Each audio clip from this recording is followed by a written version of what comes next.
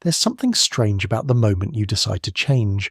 You wake up one morning and suddenly the life you've been living feels like clothes that no longer fit. The job that once excited you now drains you. The relationships that once felt natural now feel forced. The version of yourself you've carried for years suddenly feels like a stranger looking back from the mirror. And in that moment, something ancient awakens inside you, a whisper that says it's time to become someone new. But here's what nobody tells you about transformation. It's not the beautiful linear journey that self-help books promise. It's not about positive affirmations or vision boards or morning routines that magically reshape your reality. Real transformation is messier, darker, and far more complex than most people realize. Because beneath the surface of every genuine change lies a hidden psychology that operates in shadows, driven by mechanisms most of us never see. The truth is, your brain doesn't want you to change. Evolution wired us for survival, not growth. And survival means predictability, familiarity, safety.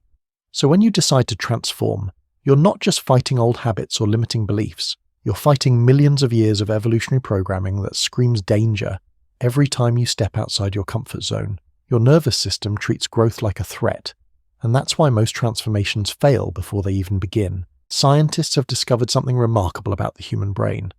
Neuroplasticity, the brain's ability to rewire itself, remains active well into our 80s. Harvard Medical School released research in 2024 showing that your brain can literally reshape itself at any age. Think about that for a moment. The neural pathways that have defined who you are, the thought patterns that feel so permanent, the emotional responses that seem hardwired, they can all be rewired. You're not stuck with the brain you have. You're not condemned to repeat the same patterns forever. But here's where it gets interesting. The same mechanism that makes transformation possible also makes it terrifying. When your brain rewires, your sense of identity begins to shift. And identity is everything. It's the story you tell yourself about who you are, what you're capable of, what you deserve. When that story starts to change, your psychological defense systems activate. Because losing your identity, even an identity that no longer serves you, feels like death. Psychologists call this identity threat. It happens when new information or experiences challenge your core sense of self. Your brain perceives this as a survival issue, so it launches protective mechanisms designed to preserve the old you. Even if the old you is miserable, you start finding reasons why change won't work. You sabotage your own progress. You retreat back to familiar patterns because familiar feels safe, even when familiar is slowly killing you. Research reveals something profound about how transformation actually occurs. 2/3 of genuine transformative experiences come from disorienting or painful events. Loss, trauma, illness, failure. It's as if life has to shatter your old identity before a new one can emerge. This isn't weakness. This isn't failure. This is how humans are designed to evolve. We don't change when we're comfortable. We change when staying the same becomes more painful than the uncertainty of growth. But transformation through crisis reveals something deeper about human psychology. When your external world collapses, when the structures you've built your identity around dissolve, something extraordinary can happen. The attachments that once defined you, your hopes, dreams, ambitions, begin to release their grip. And in that space of emptiness, a new version of yourself has room to breathe. The people who experience this kind of transformation describe it in remarkably similar ways. They feel as if they've stepped into a new identity. The world appears more vivid, more beautiful. They feel more connected to others and to something larger than themselves. Their awareness expands. Their sense of well-being deepens. And the most remarkable part, research shows, these changes tend to be permanent. This isn't temporary euphoria. This is genuine psychological restructuring. Yet here's the paradox. While crisis can catalyze transformation, you don't have to wait for tragedy to change. The same mechanisms that operate during traumatic awakening can be activated intentionally. Massachusetts General Hospital found that just 8 weeks of mindfulness practice can measurably alter brain structure and improve emotional responses. Your brain is constantly changing based on what you feed it, what you practice, what you repeatedly experience. The hidden psychology behind self-transformation operates on multiple levels simultaneously. There's the neurological level, where new neural pathways form and old ones fade. There's the identity level, where your sense of self gradually shifts. There's the behavioral level, where new actions become automatic. And there's the energetic level, where your entire way of being in the world transforms. Understanding this psychology changes everything. Because when you know what's really happening beneath the surface, when you understand the forces at play, transformation stops being a mystery and starts being a skill you can develop. The first skill is learning to work with resistance instead of fighting it. Most people approach transformation like they're going to war with themselves. They try to force change through willpower alone. They shame themselves for backsliding. They treat their old patterns like enemies to be destroyed. But resistance isn't your enemy, it's information. It's your psyche's way of telling you that something important is at stake. When you feel that familiar pull back to old behaviors, that voice that whispers you're not capable of change, don't push it away. Get curious about it. What is this part of you trying to protect?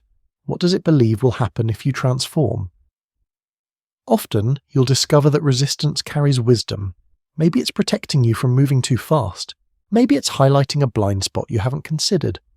Maybe it's reminding you of something valuable from your past that you don't want to lose. The second skill involves understanding the rhythm of transformation. Change doesn't happen in straight lines. It happens in cycles, in spirals, in waves of expansion followed by periods of integration. You'll have days when you feel like you're flying, when the new version of yourself feels natural and effortless. Then you'll have days when you feel like you've made no progress at all, when you question everything, when the old you feels more real than the person you're becoming. This isn't failure. This is how transformation works. Your nervous system needs time to adjust to new realities. Your identity needs space to reorganize itself around new information. Your relationships need time to adapt to the changing you. The people who succeed at lasting transformation understand that setbacks aren't signs to quit. They're signs that deep work is happening beneath the surface. Neuroscience shows us something fascinating about this process. When you're learning something new, your brain actually becomes less efficient temporarily. The neural networks responsible for your old patterns are still strong, while the new networks are fragile and underdeveloped. This creates a period of confusion, of feeling worse before you feel better. Your brain is literally rewiring itself, and that process requires enormous energy. But here's what makes the difference between transformation that sticks and transformation that fades. It's not about the intensity of your initial motivation. It's not about how dramatic your wake-up call was. It's about your relationship with the process itself. The people who transform successfully learn to find meaning in the messy middle. They develop what psychologists call process orientation rather than outcome orientation. Process orientation means falling in love with the daily practice of becoming. It means finding satisfaction in small improvements rather than waiting for dramatic breakthroughs. It means treating every setback as data, every challenge as curriculum, every moment of discomfort as evidence that you're growing beyond your old limits. This shift in perspective is itself a form of transformation. Because when you stop trying to arrive somewhere and start embracing the journey, something profound happens. The anxiety around change begins to dissolve. The pressure to be perfect relaxes. You start to trust your own process, your own timing, your own unique way of evolving. So here's the truth that changes everything. Transformation isn't something that happens to you. It's something that happens through you. It's not about becoming a different person. It's about remembering who you've always been beneath the layers of conditioning, beneath the stories you've told yourself, beneath the identity you constructed to survive. The psychology behind real change isn't mysterious or magical. It's deeply human, beautifully messy, and available to anyone willing to step into the unknown territory of their own becoming.